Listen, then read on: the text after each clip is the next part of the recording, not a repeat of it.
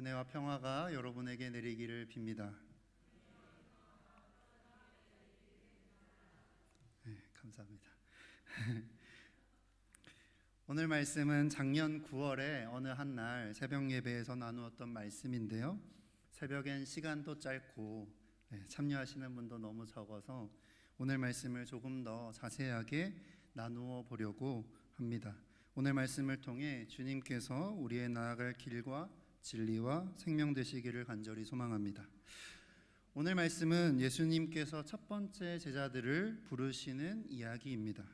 정확히는 아직 시몬이라고 불리는, 나중에는 베드로라는 이름을 얻게 되는 그 시몬의 부르심 이야기입니다.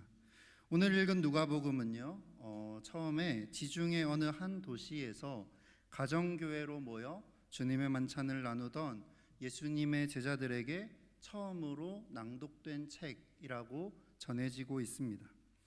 여러분, 누가복음을 가장 먼저 들고 읽었던 사람들은 오늘 말씀을 아주 흥미롭게 읽었을 겁니다. 왜냐하면 오늘 말씀이 베드로에 관한, 베드로가 처음으로 예수님을 따르게 된 이야기이기 때문입니다. 이 말씀이 처음 읽히던 당시를 보면 아마도요, 베드로는 예수님의 사역을 이어받은 교회의 가장 큰 지도자였을 테고, 그들 중에는 베드로를 실제로 만났던 사람들이 아직 살아있던 때였기 때문입니다. 여러분, 우리가 베드로에 대해서 가장 유명하게 알고 있는 이야기가 있죠. 기독교 전승에 따르면 쿼바디스 도미네라는 순교사화가 있습니다. 베드로가 로마의 박해가 너무 심하다 보니 그 로마 전도와 관련하여 이어지는 이야기인데, 박해를 피해 로마를 떠나는 길을 걷던 베드로가 주님을 그 길 위에서 주님을 뵙습니다. 그래서 물어보죠. 쿼바디스 도미네, 주여 어디로 가시나이까? 그러자 주님께서 이렇게 대답하셨다고 합니다. 나는 다시 십자가에 못 박히러 로마로 간다 라는 이야기를 했다고 하죠. 이 말씀을 들은 베드로는 발길을 돌립니다. 그리고 다시 로마로 가 담대히 복음을 전하다가 십자가에 거꾸로 매달려 순교했다는 이야기가 교회 전통으로 전해져 오고 있습니다. 지금만큼이나 어쩌면 당시에는 실제로 그 십자가를 바라봤던 사람들도 있었을 테니까요. 정말 많은 사람들의 이야기 속에 유명하게 회자되었던 순교 이야기일 겁니다.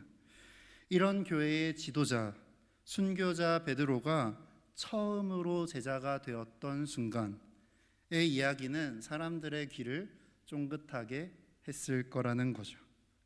그렇죠? 담임 목사님이 처음 주님을 만났던 때를 아시나요? 저는 모릅니다. 네. 여러분, 사도 베드로는요, 어떻게 제자도 예수님의 제자의 길을 걷는 모범을 보이는 사람이 되었을까요? 오늘 우리가 읽은 본문 누가복음 5장이 그 시작이 되는 사건이 기록되어 있습니다.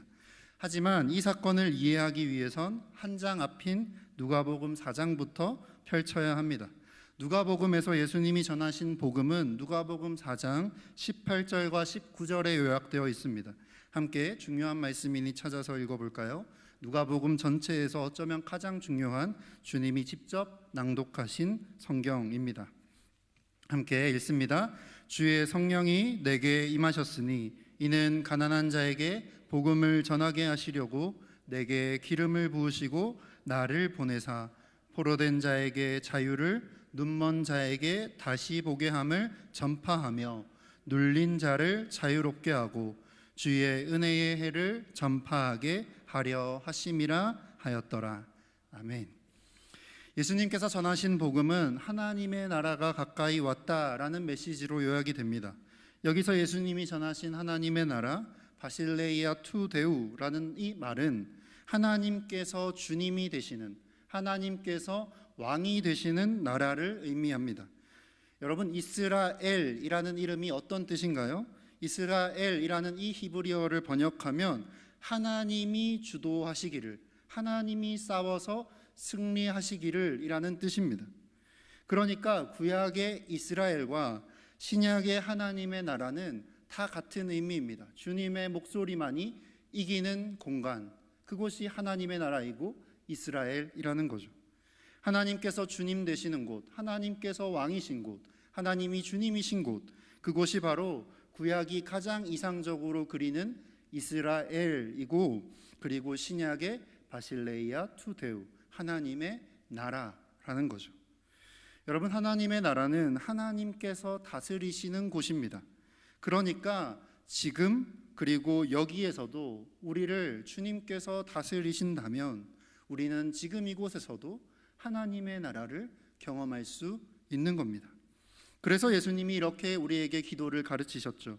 아버지의 나라가 오게 하시며 아버지의 뜻이 하늘에서와 같이 땅에서도 이루어지게 하옵소서. 이렇게 가르치셨습니다. 하늘의 뜻이 오늘 이 땅에 이루어진다면 내가 밟는 그 땅이 하나님의 나라가 되는 것이라고 주님은 우리에게 가르쳐 주셨습니다. 하나님의 뜻이 땅에서도 이루어지면 그곳은 이미 아버지의 나라가 임한 것이다 라고 말씀하셨죠.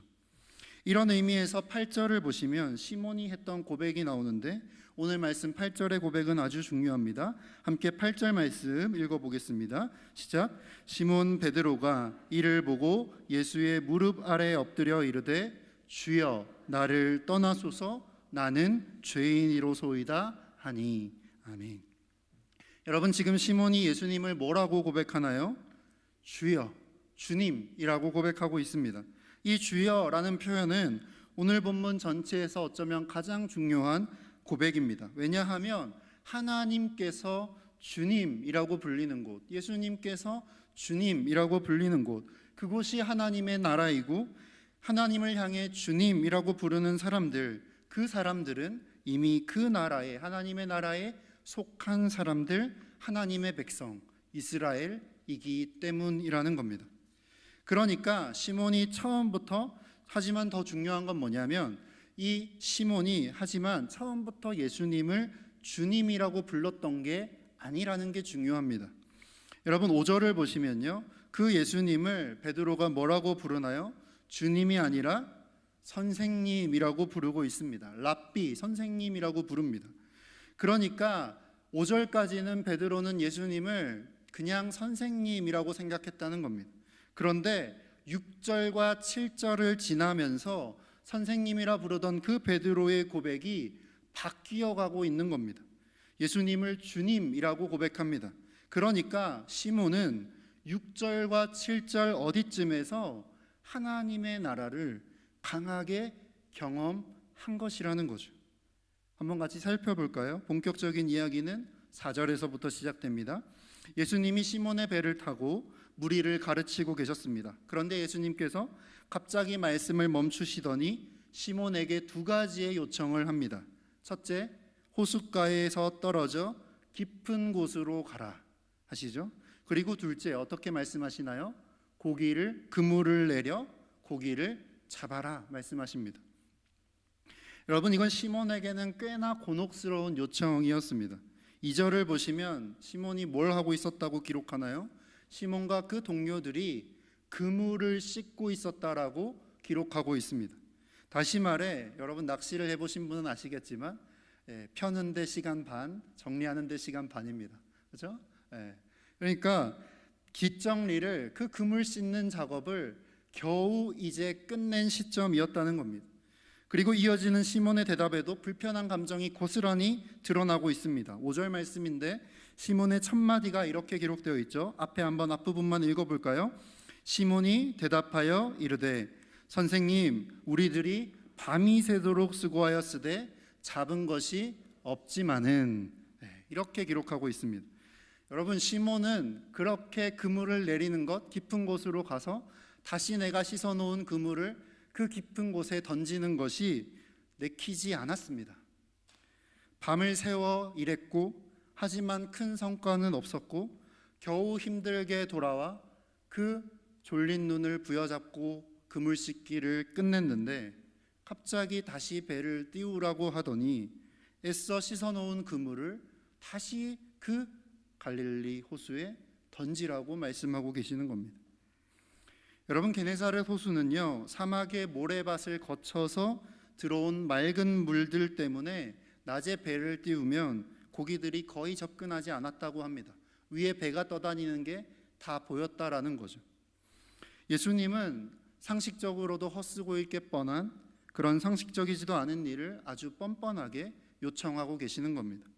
시몬은 그래서 처음에는 항변을 합니다. 내키지 않아 합니다. 하지만 우리가 아는 장면은 결국 이 베드로는 내키진 않았으나 그 말씀에 순종했다는 이야기로 이어지죠. 여러분, 많은 사람들이 오늘 본문을 떠올리면요, 찬양 한 곡을 함께 떠올립니다. 전능하신 나의 주 하나님은 이라는 찬양의 가사입니다. 이 찬양의 후렴구는 이렇게 되어 있죠. 1절은 주의 말씀 의지하여 어떻게 하죠? 깊은 곳에 금을 던져. 2절은 조금 바뀝니다. 어떻게 되죠? 주의 말씀 의지하여 믿음으로 금을 던져. 그렇죠? 그러니까 주의 말씀 의지하여 깊은 곳에 금을 던져, 주의 말씀 의지하여 믿음으로 금을 던져. 여러분, 이 찬양의 가사를 이 말씀과 함께 떠올려 묵상하다 보면 우리는 시몬이 그물을 내린 그 행위가, 그렇죠? 그 행위 뒤에 예수님을 향한 시몬의 베드로의 큰 믿음이 있었다라고 상상하게 되지만 다른 가능성들도 있다고 말씀드리는 겁니다. 시몬은 분명하게요 말합니다. 선생님, 우리들이 밤이 새도록 수고하였으되 잡은 것이 없지만은 이라고 말하고 있습니다. 이 말 자체가 베드로가 말씀에 순종하기를 불편하게 지금 느꼈음을 보여주고 있는 겁니다. 믿음으로 의지했다면 빈말하지 않고 그냥 그물을 던졌을 겁니다. 그런데 애써, 그렇죠? 아무도 물어보지 않은 그 말을 덧붙인다는 건 지금 움직이고 싶지가 않다는 이야기인 거겠죠. 여러분, 저는 여기서 한 가지 재밌는 상상을 해봅니다. 1:1 제사 양육 과정을 들으신 분들은 이미 다 나눈 이야기지만 우리가 읽은 본문 그 앞부분인 4장 38절 이하 말씀을 보시면요, 예수님께서 심하게 열병을 앓고 있던 시몬의 장모를 고치는 기사가 나옵니다.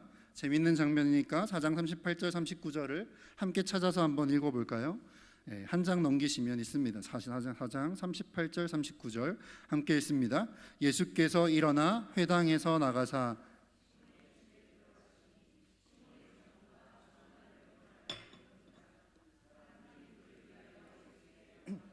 예수께서 가까이 서서 열병을 꾸짖으신데 병이 떠나고 여자가 곧 일어나 그들에게 수종드니라.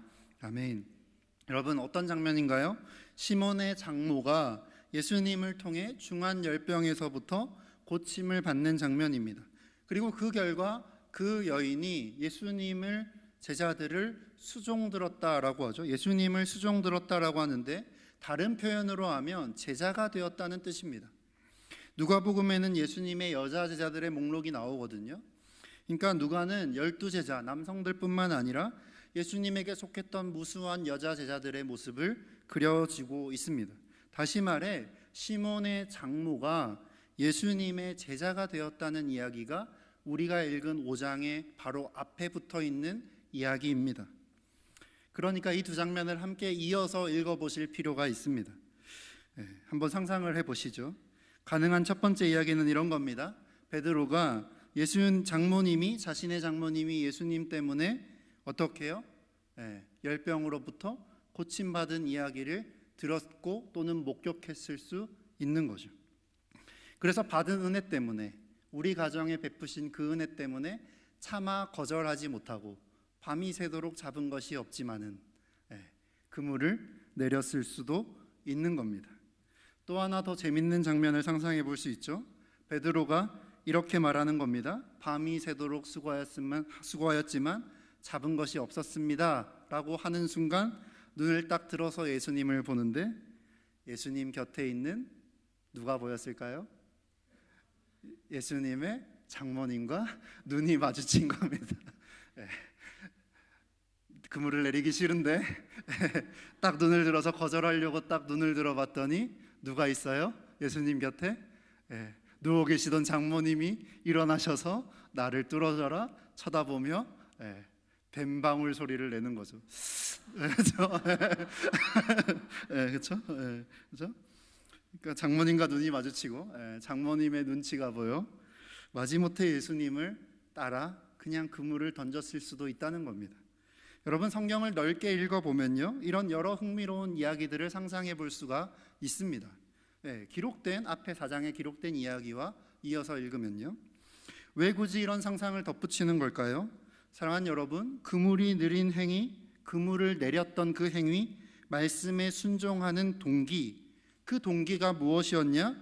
믿음과 신뢰로 그물을 던졌냐? 아니면 불신이지만 그럼에도 마지못해 그물을 던졌느냐? 이런 이야기라는 거죠. 물론 이런 동기가 중요할 수 있습니다. 이왕 할 거면 믿음으로 신뢰를 가지고 하나님의 일을 하면 참 좋겠죠.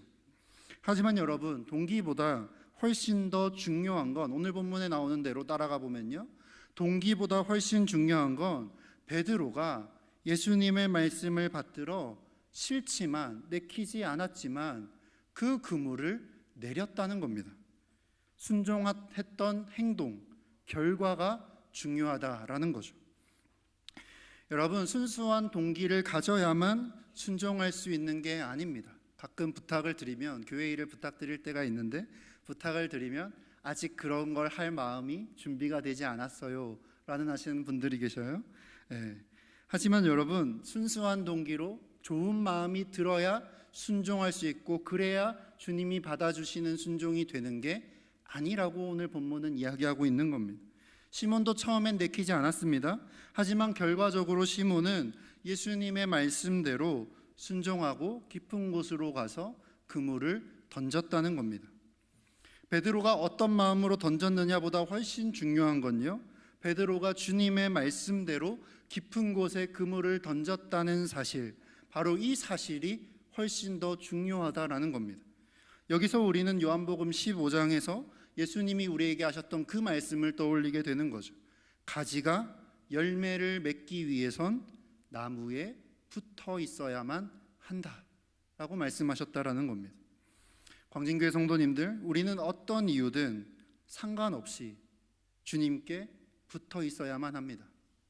그 동기가 좋지 않을 수도 있습니다. 가끔은 내키지 않을 수도 있습니다. 내 마음에 차지 않을 때도 많습니다. 하지만 중요한 건 뭐라고요? 열매를 맺으려면 가지는 나무에 붙어 있어야 한다는 겁니다. 어떻게든 주님과 엮여 있어야 하는 겁니다.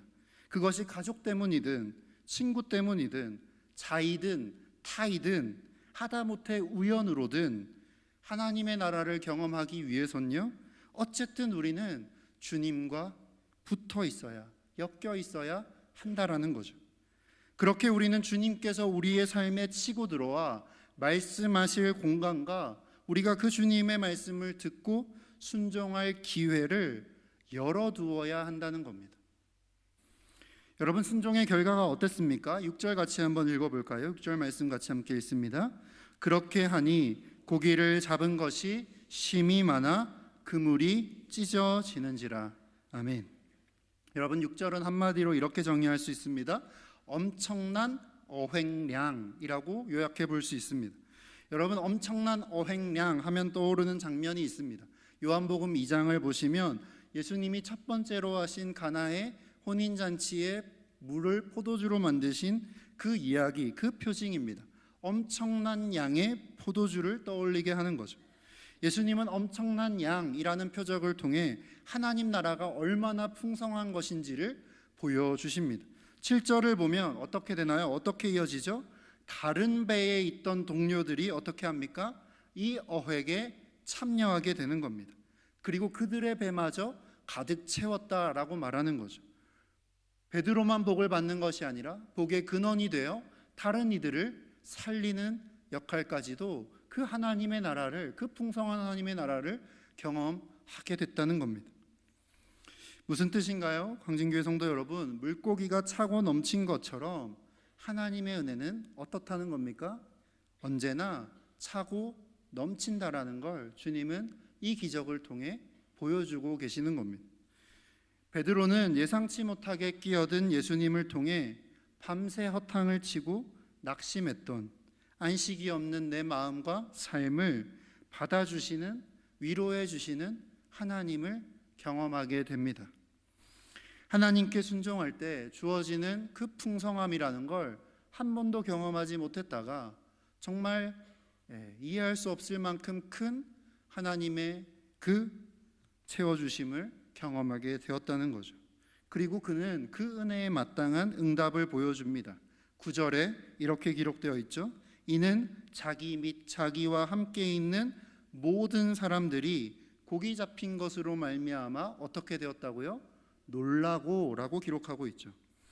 여러분, 앞인 4장을 보시면요, 나사렛 회당에서 예수님이 전하신 하나님 나라 복음을 듣고 여러 사람들이 놀라움에 휩싸입니다. 다 놀랍니다. 놀라는데 중요한 건요, 회당에 있던 사람들은 놀라움이 분노로 바뀝니다. 그리고 예수님을 쫓아버립니다. 낭떠러지로 밀어버리려고 예수님을 몰아칩니다. 하지만 베드로의 놀라움은 고백으로 이어집니다. 주여라는 고백으로 이어진다는 거죠. 제일 중요하니 8절 말씀 다시 한 번만 더 읽겠습니다. 8절, 시몬 베드로가 이를 보고 예수의 무릎 아래 엎드려 이르되 주여 나를 떠나소서 나는 죄인이로소이다 하니 아멘. 베드로는 예수님 앞에서 어떻게 말합니까? 자신을 죄인이라고 고백합니다. 여기서 죄는 헬라어로 하마르티아인데요, 화살을 쏠 때 관역이 비껴가는 것, 빗나가는 것을 말합니다. 베드로는 그물이 찢어질 것만큼 엄청난 양의 물고기가 내 어부 인생 전체를 돌아보게 하는 거죠. 엄청난 양의 물고기 앞에서, 그리고 깊은 곳에 그물을 내리라고 하신 예수님의 말씀 앞에서 내 인생, 내 어부의 전체 인생을 되돌아보고 있습니다. 그리고 깨달은 거죠. 내가 지금껏 열심히 고기잡이로 살았는데 무언가 중요한 것, 인생의 핵심이자 진리로부터 내가 벗어나 있었구나, 빗나가 있었구나를 깨닫게 되었다는 겁니다. 오직 자기를 위해 열심히 그물을 내리던 그 중심이 뒤집히는 겁니다. 예수님을 향해 주님이라고 외쳤다는 거죠. 그런데 여러분, 중요한 건 여기서 끝나지 않습니다. 그의 주여라고 외치는 그 말씀과 동시에 그의 본능과 그의 관성이 주님께서 내 삶에 들어오시는 것을 완강하게 지금 거부하고 있는 겁니다. 뭔가 큰 일이 일어나서 내 삶이 무언가 방향이 틀어진 것 같아, 잘못된 것 같아, 올바로 잡는 거에 바른 방향이야, 그것은 주님께로 가는 거야, 알았는데 내 본능과 관성이, 내가 살던 그 방식이 그 길을 거부하고 있는 겁니다. 그래서 여전히 내 뜻대로 살고 싶은 그 마음이, 그 남아있는 마음이 외치게 했던 겁니다. 뭐라고 외칩니까? 나를 떠나십시오, 나는 죄인입니다 라고 외치는 거죠. 내 삶에 들어와 빛을 비추시는 그 주님을 다시 몰아내고 있는 겁니다. 베드로의 이 짧은 고백 안에서 우리는 하나님께서 우리의 인생에 끼어드실 때 우리 안에 벌어질 복잡한 감정을 느껴볼 수 있습니다. 그 은혜의 풍성함이 놀라우면서도요, 그런 주님께 내 인생의 주도권 전체를 내어주는 건 왠지 두렵다는 마음 말이죠. 한마디로 베드로는 자기의 삶에 끼어든 주님이란 새로운 길 때문에 혼란스러워하고 있습니다. 하지만 베드로의 놀라움은 올바른 방향을 잡죠. 회개라는 뜻의 헬라어 메타노이아는 가던 길을 바꾸어 올바른 방향을 잡는다라는 뜻입니다.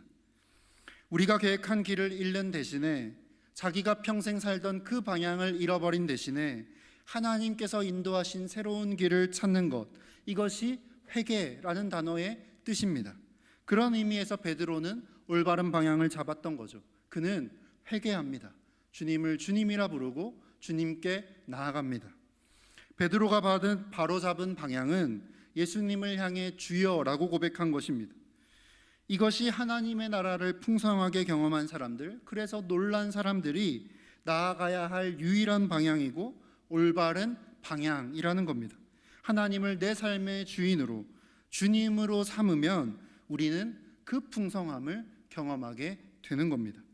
하나님을 나와 우리 가족과 우리 교회와 우리 사회의 주님으로, 주인으로 삼으면 그 풍성함이 나를 넘어, 내 배를 넘어 이웃을 향해, 세상을 향해 흘러 넘치게 된다는 겁니다. 이것이 언제나 우리가 돌이켜야 하고 우리가 바로잡아야 할 방향이라는 거죠. 하지만 여러분, 많은 사람들이요, 오늘 본문을 묵상하라고 하면, 오늘 본문을 읽어가다 보면 여기서 묵상을 끝내버리곤 합니다. 믿음으로 그물을 던지면 풍성하게 얻을 거야 라는 이야기로 끝나버리곤 한다는 거죠. 이렇게 매듭짓곤 하지만 오늘 본문의 정말 클라이막스는요, 그냥 많은 물고기를 잡은 게 아닙니다. 아직 우리가 하나님 나라의 풍성함을 경험하지 못했다 하더라도 오늘 말씀은 그것보다 한 단계 더 앞으로 나아가 그 앞에 벌어질 일들까지 보여주고 있습니다. 하나님의 나라를 경험한 사람들, 그래서 하나님을, 예수님을 주님이라고 부르는 사람들, 그 사람들에게 주님이 주시는 새로운 약속이 있다는 거죠. 기독교에서는 이를 사명, 부르심, 소명이라고 표현하고 있습니다. 베드로의 사명이 10절에 기록되어 있습니다. 10절 말씀 함께 읽어볼까요? 10절입니다. 예수께서 시몬에게 이르시되 무서워하지 말라. 이제 후로는 내가 사람을 취하리라. 아멘. 여러분, 주님은 하나님께 자신을 온전히 내어드리기를 주저하고 있는 베드로를 향해 무서워하지 말라 말씀하십니다. 지금까지 나의 생존을 위해, 내 삶을 위해, 내 가족을 위해 물고기를 잡는 삶을 살았다면 이제부터는 사람을 살리는 삶을 살게 할 것이다라고 주님은 말씀하십니다. 여러분, 여기서 취하다라는 동사는 되살리다라는 뜻입니다. 죄로 죽어가는 사람들을 되살리는 삶이 주님께서 베드로에게 주신 사명이었습니다. 베드로는 처음엔 저항했고 이후에는 계속해서 실패합니다. 하지만 예수님께서 베드로를 포기하지 않으셨기에 그 약속은 끝내 지켜지는 거죠. 이 복음서가 끝날 때까지 베드로는 정신을 차리지 않습니다. 그 소명을 소명으로 받아들이지 않습니다. 하지만 주님이 포기하지 않으시기에 베드로는 끝내 그 주님의 약속을 다 이룬 존재가 된다는 거죠. 처음 말씀드린 쿼바디스 도민의 순교의 이야기가 그 증거입니다. 이제 오늘 본문의 마지막 절인 11절을 함께 읽겠습니다. 그들이 배들을 육지에 대고 모든 것을 버려두고 예수를 따르니라. 아멘. 사랑하는 여러분, 이것이 하나님의 나라 그 풍성함을 경험한 사람들의 선택이고 최종 결론입니다. 깊은 곳에 그물을 내린 베드로처럼요, 우리는 우리의 뜻과 우리의 생각과 우리의 계산을 버리고 하나님의 말씀에 순종할 때 어떻게 된다고요? 하나님의 나라는 그때 분명히 경험하게 된다는 겁니다. 그 말은 곧 그 나라에 온전히 참여하기 위해서는 모든 것, 정확히 말하면 나의 것들을 하나씩 하나씩 내려놓고 물러야 한다는 뜻입니다. 모든 것을 버려두고 주님을 따를 때까지 하나씩 하나씩 버리는 삶이 그리스도의 삶이라는 거죠. 그 이유는 하나님의 나라는 하나님께서 모든 것의 주인, 모든 것의 주님이신 나라이기 때문입니다. 내가 주인인 내 삶에 새로운 주님을 모신다는 것은 두려운 일이고 불편한 일이고 껄끄러운 일입니다. 내 마음대로 하고 싶은 본능과 싸우는 일, 주님의 제자가 되는 일은 결코 쉬운 일이 아니라는 거예요. 그래서 주님께서는 제자들에게 계속 말씀하시는 겁니다. 두려워하지 마라, 무서워하지 마라 말씀하시는 거죠. 주님이 사랑하신 여러분, 주님께서는 저와 여러분이 이 광진교회 공동체 전체가 오직 하나님만을 유일한 주님으로 고백하는 그 길을 살아내기를 바라십니다. 내 뜻이 아니라 하나님 뜻대로 산다는 건 때로는 우리를 무섭고 불확실한 길로 이끌지만 우리에게 여전히 좋은 소식입니다. 주님을 주님이라고 고백하는 사람들은요, 그 주님을 따르기 위해 모든 것, 그래서 최종적으로는 자기 십자가, 즉 자기 자신도 버려야 하는 좁은 길을 쫓아가는 사람들이지만 주님은 그런 우리를 향해 한치의 망설임도 없이 나를 따르라 라고, 그것이 복음이라고 자신 있게 말씀하시고 우리를 재촉하십니다. 그 이유는 우리에게 모든 것을 요구하신 모든 것의 주인이신 하나님께서 자신의 모든 것을 우리에게 주시되 아낌없이 주셨고 또 계속해서 주시는 분이기 때문입니다. 예수님은 십자가 위에서 우리를 어디까지 용서하실 수 있는지, 또 우리에게 어디까지 내어주실 수 있는지를 몸소 보여주셨습니다. 우리가 원수였을 때, 그렇죠? 우리가 약하고 우리가 죄인이고 우리가 원수였을 때 주님은 우리를 위해 자기의 아들, 자기의 생명까지도 내어주신 분입니다. 이것이 정말 복음입니다. 다시 1절로 돌아와 말씀을 맺습니다. 무리가 몰려와서 하나님의 말씀을 들을새 예수는 게네사렛 호숫가에 서서 말씀합니다. 주님이 사랑하시는 광진교회 모든 성도 여러분, 주님이 그리스도인으로 불러 모으신 여러분, 예수님께서 게네사렛 호숫가에 서 계십니다. 이 모든 일은 가버나움의 어부들이 일하던 일터에서부터 시작되었습니다. 예수님을 따르는 것은 늘 우리의 일상에서 시작되는 이야기입니다. 중요한 건 그들이 생업 가운데 있었고 그 현장에서 제자로 부름받았다는 겁니다. 주님께서 새롭게 시작될 여러분의 일상, 그 일상의 한복판을 거닐고 계십니다. 하나님의 나라가 그 일상 속에 가까이 와 있습니다. 예수님은 언제든 우리의 인생에 여러분이라는 그 많은 배들 중에 한 배에 올라타실 준비가 되어 있으신 분입니다. 저는 이 말씀을 묵상하며 이 광진교회라는 배에, 모든 성도들의 삶이라는 한 척의 배에 주님께서 올라타 주시기를 간절히 기도했습니다. 2026년 한 해도 새롭게 시작된 사순의 절기에도 주님께서 우리의 배에 올라타시기를 소망합니다. 우리의 일상을 끼어드셔서 풍성하고 놀라운 은혜를 베풀어 주시기를 소망합니다. 그래서 우리의 삶이 우리의 것만이 아니라 주님의 것임을 배울 수 있기를 소망합니다. 오늘은 1:1 제자 양육 과정 수료하는 날입니다. 지난 17주 동안 17주, 18주 동안 열심히 달려왔는데요. 이 1:1 양육 과정을 마치면서 그런 이야기를 나눴습니다. 순종이라는 건 주님께서 안 하던 일을 하라고 말씀하시는 것이고, 그래서 순종해야 할 상황의 90% 이상은 내가 안 하던 것을 해야 하는 것이기에 불편한 감정을 느낄 수밖에 없다라는 겁니다. 하지만 그때 그 상황에 순종하면 안 하던 일을 한 만큼 주님이 내 삶에 끼어드셔서 내 삶의 지경을 넓히실 것이라고 이야기를 나누었습니다. 우리가 해야 할 일은 언제든 주님이 끼어드실 수 있게, 누군가 내 삶에 끼어들 수 있게, 안 하던 일도, 하지 않던 일들도 한번 해보는, 기꺼이 해보는 연습, 그 태도를, 그 습관을 유지하는 것입니다. 나라는 인생의 배 위에 주님께서 올라타셔서 주님의 일을 하려고 하실 때 우리가 해야 할 유일한 일은 주님이 내 배에 올라타실 수 있도록 자리를 내어드리는 겁니다. 주님 말 그대로 주님께서 주님 되시도록 우리의 모든 것까지도 버릴 수 있는 참된 제자가 되기를 주님의 이름으로 축복합니다. 주님께서 제자들에게 하셨던 팔복 말씀 중에 마지막 몇 가지 구절을 마지막으로 메시지 성경으로 읽어드리겠습니다. 일상으로 나아가실 때 이 말씀 기억하시면 좋겠습니다.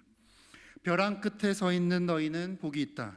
너희가 작아질수록 하나님과 그분의 다스림은 커진다. 가장 소중한 것을 잃었다고 느끼는 너희는 복이 있다. 그때야 너희는 가장 소중한 분의 품에 안길 수 있다.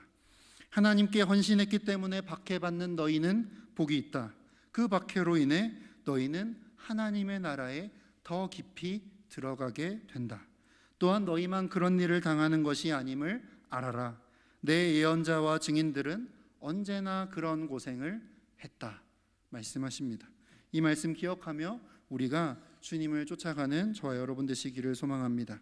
기도하겠습니다. 주님, 우리의 의지로는 모든 것을 버리고 주님 따르기가 어렵습니다. 그러나 주님께서 우리에게 오실 때 우리도 베드로처럼 주님을 따를 수 있을 거라 믿사오니 우리의 삶에 찾아오셔서 주님의 말씀을 전해주시고 그 말씀을 이루기까지 우리의 곁에서 우리를 인도해 주옵소서.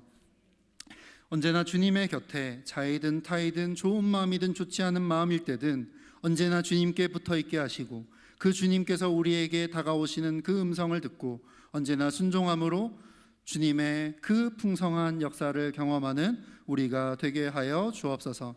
우리의 힘과 의지로는 주님을 온전히 쫓을 수 없으나 주님께서 베드로를 포기하지 않으셨듯 끝까지 우리를 포기하지 않으시고 우리와 함께 하신다면 우리도 언젠가 베드로처럼 주님을 향해 모든 것을 내어드리는 그러한 모범적인 그리스도인들이 되어갈 줄 믿습니다. 우리를 그 자리까지 인도하실 주님께 감사하며 그 주님을 영원한 길과 진리와 소망으로 삼고 나아가는 우리가 되게 하여 주옵소서. 감사드리며 예수님의 이름으로 기도드립니다. 아멘. 귀한 말씀 감사드리고요.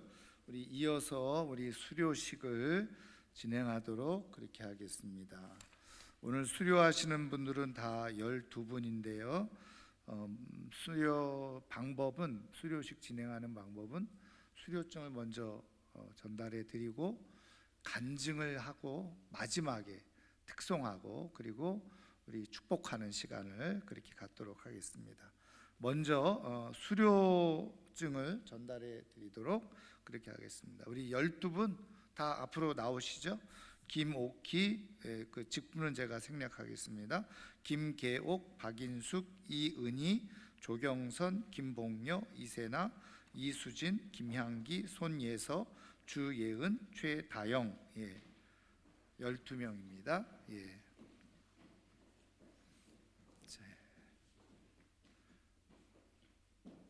자, 다 남자분들은 한 분도 없네요.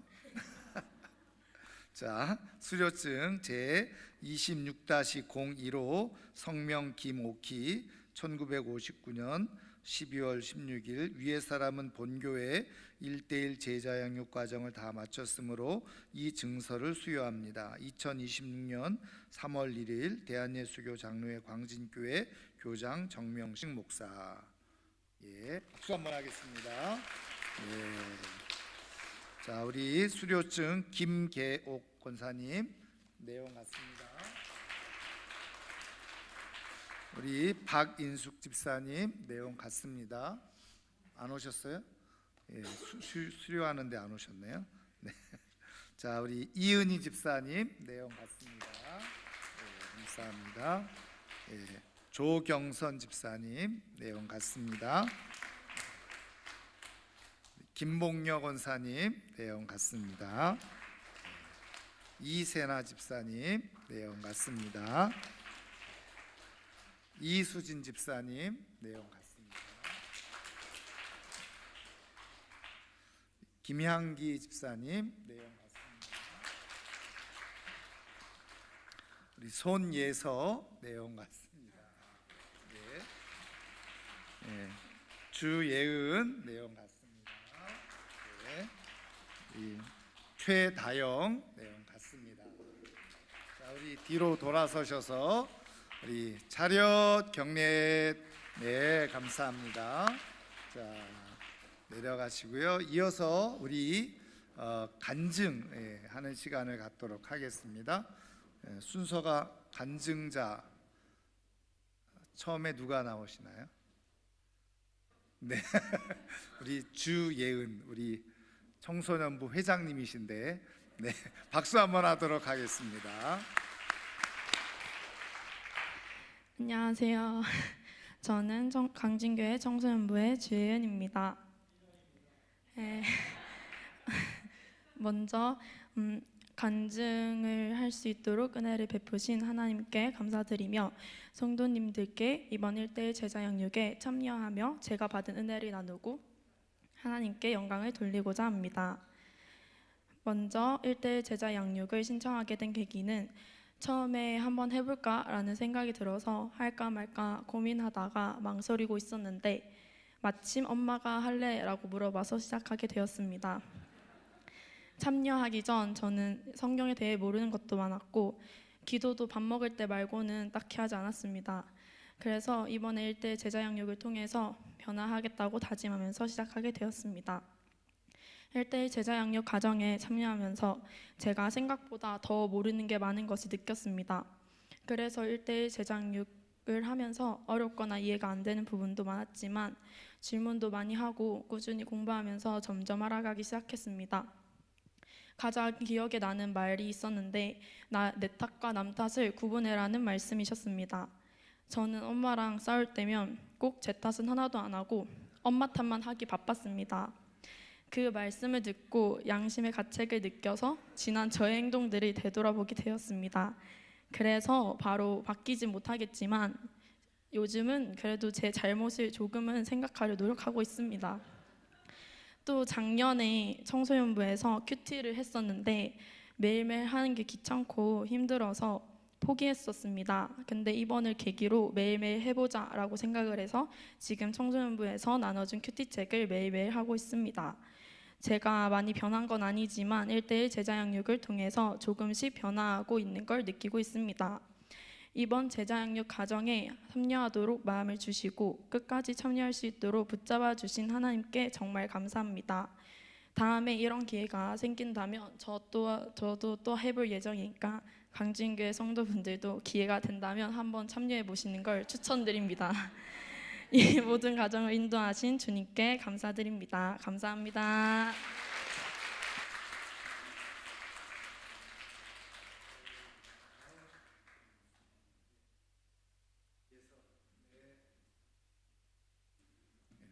손예서.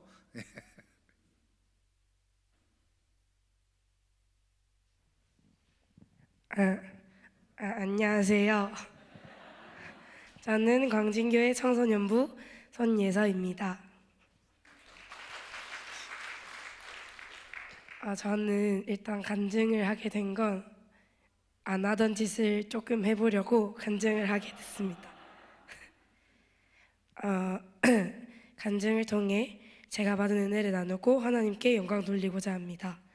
먼저 이 제자 양육을 신청하게 된 계기는 말씀을 읽으면 매번 이해가 안 되는 것들 투성이고 그런 걸 물어볼 기회가 생길 것 같아서, 그리고 이제 청소년부 친구들도 같이 한다고 하니까 솔직하게 얘기를 나눠보고 싶어서 그래서 시작하게 되었습니다. 이 제자 양육 전에는 성경을 읽어도 그 역사책을 읽는 것처럼 이해가 하나도 안 되고 뭔가 들어도 이거는 실제가 아니라 판타지다, 약간 이런 생각에 이해가 안 됐었는데, 그리고 또 교회에서 말하는 규칙들이나 뭐 헌금을 이렇게 해야 된다, 예배를 이렇게 해야 된다, 뭐 이거 해야 된다, 저거 해야 된다, 이거 하지 마라, 저거 하지 마라 이러니까 왜 이렇게 하지 말라는 게 많고 해라는 게 많은지 때문에 되게 버거웠고 지쳐 있어서 진짜 교회란 뭐고 크리스찬이란 뭐고 제가 어떻게 살아야 되는지가 궁금해서 이 질문에 꼭 답을 하고 말겠다는 기대감을 가지고 제자 양육을 시작하게 되었습니다. 이 제자 양육을 하면서 매주 토요일에 모이니까 솔직히 힘든 날도 너무 많았습니다. 일요일 오는 것도 너무 힘든데 토요일에 또 오니까 또 힘들고, 시험 기간에 오려고 하니까 또 힘들고 그래서 그만두고 싶을 때도 많았는데 꾸준하게 같이 이제 성경도 읽고 같이 이야기를 나누다 보니까 그래도 예수님이 알려주신 이야기들을 되게 재밌게 읽은 것 같아서 되게 뜻깊은 시간이었습니다. 제가 알던 성경은 되게 규칙만 많고 허무맹랑한 소리만 한다고 생각했는데 성경이 그런 규칙만을 말하고 그런 가짜 얘기를 하는 게 아니라 정말 진짜 하나님을 알려주는 책인 걸 깊게 알게 된 것 같습니다. 그래서 그런 또 제가 규칙이라 생각했던 부분들을 하나씩 알게 되면서 예배가 정말 편안해지고 예배가 편안해지고 같이 성경 읽는 것도 훨씬 편안하게 읽을 수 있었던 것 같습니다. 그리고 제가 한 번의 은혜로 제 삶이 변화된다는 생각에 그냥 수련회나 이런 거에 집중하고 있었는데, 이런 제자 양육을 매주 하게 되면서 한 번의 은혜보다 매일의 습관과 실천이 제 삶을 변화시키는 것을 알았습니다. 그래서 하루에 10분도 잘 못하지만 그래도 10초 정도라도 하나님을 기억하고 매일매일 기도하려고 노력하는 중입니다. 그리고 이 양육을 통해서 제일 중요한 걸 얻은 건 하나님이 얼마나 좋고 멋있고 다정한 분이신지 안 것 같습니다. 그래서 그런 하나님이 저를 사랑해 주신다는 것도 너무 좋았습니다. 이러한 제자 양육에 참여하도록 불러주신 하나님께 너무 감사드립니다. 이 모든 상황들을 계획하셔서 교회의 본질을 모르던 제게 교회의 본질과 사랑을 알게 해주신 하나님께 감사드립니다. 저도 교회라는 공동체에 속해 있다는 것을 깊게 느낄 수 있었고, 앞으로는 이제 하나님을 그냥 먼 관계가 아니라 정말 친구처럼 지내기 위해 하나님과 더 친해지려 합니다. 제가 아직은 잘 모르는 하나님과 더 깊은 관계를 맺기 위해 성경을 더 열심히 읽고 더 기도하고 열심히 하는 신앙생활을 하려고 합니다. 그대로 모든 과정을 인도하신 주님께 감사드립니다. 그리고 최강렬 목사님도 감사합니다.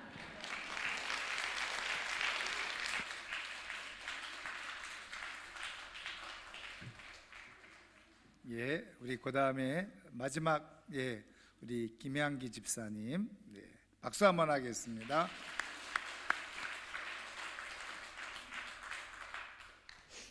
네, 안녕하세요. 저는 목요일 오전에 진행된 1대1 제자 양육반에서 양육을 받은 김양기입니다.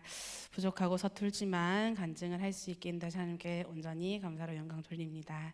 저는 모태신앙으로서 결혼하기 전까지 신앙생활이 제 삶의 주로 하고 살고 있었는데 믿지 않는 신랑과 시댁을 만나면서 또 타 지역으로 이사를 오게 된 뒤 신앙생활을 한순간에 놓아버렸습니다. 그래서 간간히 마음이 불편할 때쯤 한 번씩 예배를 드리러 갔습니다. 그러다가 아이들이 생기고 아이들이 크면서 아이들에게는 신앙을 심어줘야겠다라는 생각이 들어서 교회 출석을 하게 되었습니다. 당시에는 청학동에 제가 살았기 때문에 거기 있는 효성교회에 다니다가 그린힐 아파트로 이사를 하면서 거리가 멀어지니까 뭐 버스 시간 놓치고 어쩌고 하면 예배를 다 빠져버리게 돼서 걸어서 늦어서라도 갈 수 있는 곳을 가야겠다 싶어서 바로 앞에 있는 또 광진교회가 갑자기 눈에 들어오더라고요. 그래서 제가 이렇게 광진교회를 오게 되었습니다. 처음 교회 와서 몇 년간도 좀 조용히 예배만 드리고 얼른 집에 가고 혹시나 누가 저한테 말 걸까 싶어가지고 막 도망 다니고 그랬었어요. 그랬는데 그러다가 이제 제가 25년도에 육아휴직이라는 걸 받으면서 낮 시간대에 시간이 많아지고 그리고 셀원들하고의 관계가 또 편해지면서 교회 생활이라는 거에 이제 시간을 좀 가지게 되고 또 마음의 여유가 생기게 되어서 성경 공부 이야기를 들었을 때 하고 싶다라는 마음이 있었는데 그러던 찰나에 이제 수님 집사님도 하고 싶어 한다는 이야기를 듣고 그 마음을 알게 돼서 성경 공부를 같이 하게 되었습니다.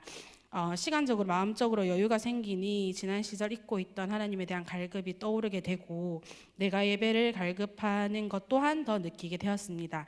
그러다 보니 성경 공부가 재미있고 새롭게 알게 된 것들을 쌓아가며 예수님 하나님에 대해 알아가는 것이 즐거웠습니다. 알면 알수록 잠시 떠났던 나의 모습이 반성되고 다시 신앙을 다져볼 수 있는 귀한 시간이 되었습니다. 성경 공부를 하면서 내가 많이 알고 있었다라고 생각했던 교만함이 많이 깨어졌고 이래서 하나님 알기를 계속해야 되는구나를 깨닫게 되었습니다.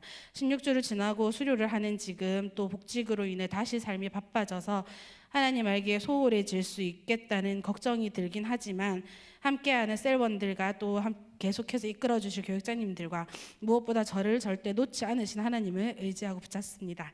제자 양육을 할 수 있게 도와주신 모든 분들께 감사드리며 하나님께 다시 한번 감사로 영광 돌립니다. 감사합니다.